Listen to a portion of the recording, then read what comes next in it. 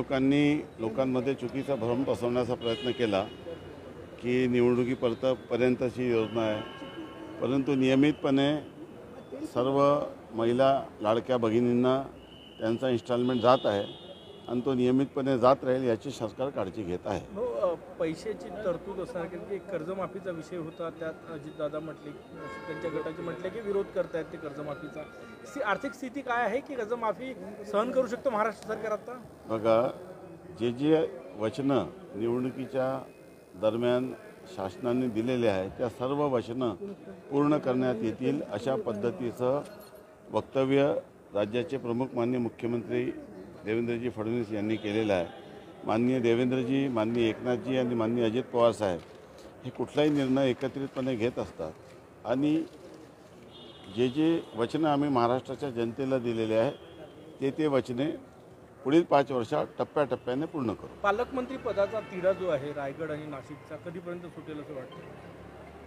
आता 36पैकी 34 जिल्ह्याचं पालकमंत्री ऑलमोस्ट जाहीर झालेले आहे आणि 2 जिल्ह्याच्या संदर्भामध्ये जे काही संभ्रम निर्माण झालेला आहे ते देखील संवादातून सुटेल. माननीय देवेंद्रजी महाराष्ट्रात नव्हते, ते दावोसला गेले होते.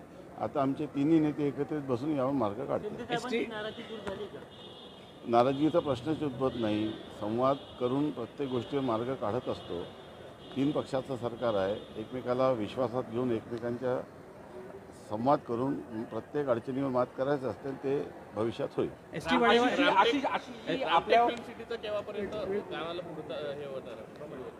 रामटेक फिल्म सिटीच्या संदर्भामध्ये पुढील आठवड्यामध्ये जॉईंट MD परत या ठिकाणी व्हिजिट करणार आहे. लँड ट्रान्सफरची कारवाई सुरू होत आहे आणि माननीय आशिष शेलारजी हे पुढील 1 महिन्यामध्ये या ठिकाणी येऊन या संदर्भामध्ये जी काही औपचारिकता ते पूर्ण करणार आहे. ST भाडेवाढ झालेली आहे, काय वाटतं तुम्हाला?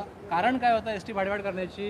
जवळ 15% भाडं वाढलेलं आहे. अर्थ खातं ज्या पद्धतीने पैसे पाहिजे होते STला, विलिनीकरणाचा प्रश्न पेंडिंग आहे, पैसे अद्यापर्यंत मिळाले नाही STला, काय उपाय शोधला जाणार आहे का? मी आपल्याला सांगतो की STची दरवाढ केल्याने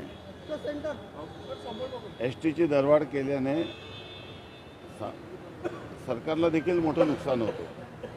मी आपल्याला सांगू इच्छितो की आपल्याला माहीत आहे की 50% महिलांचं 50% भाडं, विद्यार्थ्यांचे पासेसचं भाडं आणि त्यासोबतच सिनियर सिटीजनला पूर्णपणे माफी आहे. यासाठी सरकार दर महिन्याला ती रक्कम महामंडळाला देत असते. भाडेवाढ झाल्यामुळे सरकारलाच ते वाढीव पैसे STला द्यावे लागणार आहे. शेवटी आपल्याला माहीत आहे की आपल्या देशाचा एक ग्रोथ रेट असतो, एक महागाईचा एक इंडेक्स असतो. जमिनीचे दर असो की कुठलाही व्यवहार असो, दरवर्षी एक इन्क्लिनेशन असतो प्राईसचा, तो होत असतो.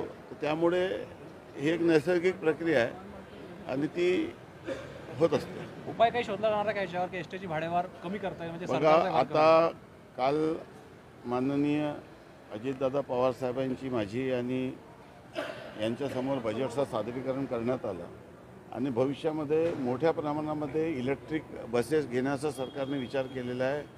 ते बसेस सध्या पुरवठा होऊ शकत नाही आहे कारण की इतक्या मोठ्या प्रमाणात 2000पेक्षा जास्त बसेसची मागणी त्या संदर्भात केलेली आहे. आता शासनाने परत जे डिझेल बसेस आहेत ते घेण्याचा विचार केलेला आहे. कालच माननीय वित्त मंत्री महोदयांनी या संदर्भामध्ये राज्याचे परिवहन मंत्र्यांना सांगितलेलं आहे की पुढील 5 वर्षामध्ये महाराष्ट्राच्या STची गरज ही लोकांना सेवा आहे. ST ही सेवा अतिशय चांगल्या पद्धतीने कशी देता येईल त्यासाठी सर्व STची ज्या गरजा आहे त्या गरजा परिपूर्ण करण्यासाठी जेवढ्या STची गरज आहे ते सर्व बसेस नव्याने खरेदी करण्याबद्दल सहमती दर्शवलेली आहे आणि पुढील 5 वर्षामध्ये जे राज्याच्या जनतेची STची गरज आहे त्या गरजा पूर्णसाठी बसेसचा खरेदी करण्याचा निर्णय देखील घेण्यात आला. आपण जे विधानसभा मतदारसंघात तिथे वन परिक्षेत्र फार मोठं आहे, मानव वन्यजीव संघर्ष सातत्याने येतो. एक माहिती पुढे येत आहे की राज्यातील वाघांची नसबंदी करण्यात यावी असा एक प्रस्ताव वनमंत्र्यांनी दिला. आपण कसं पाहता याकडे आणि काय? नाही, वाघाची संख्या ही खूप मोठ्या प्रमाणात वाढलेली आहे. त्याचा दुष्परिणाम सर्वसामान्य गरीब जनतेला होत आहे. मी त्याचा रोज आपल्या डोळ्यांनी पाहत आहो की एका टेरिटोरियल फॉरेस्टमध्ये किती वाघ राहायला पाहिजे त्याची एक कॅप असते ती कॅप आपण आता ओलांडली आहे. त्यामुळे आता वाघांना कुठे शिफ्ट करावं तो एक मोठा प्रश्न आहे. वाघाला जर शिफ्ट केलं नाही तर ते टेरिटोरियल फाईटमध्ये मरतात. आपल्याला माहीत असेल की मागच्या 10-15 दिवसामध्ये किती वाघाचा मृत्यू झाला टेरिटोरियल फाईटमध्ये. त्यासोबतच हा प्रश्न एकट्या पेंचमध्ये नाही तर बाकीच्या ताडोबासहित सर्व जंगलामध्ये झालेला आहे.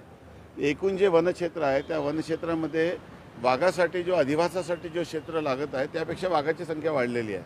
त्यामुळे आता वाघाला स्थलांतरण केल्याशिवाय दुसरा कुठलाही मार्ग नाही आहे किंवा त्यांच्या संख्येवर नियंत्रण आणणे हा पर्याय आता उपलब्ध आहे. परंतु हा निर्णय असा काही सरकारने निर्णय घेतलेला नाही.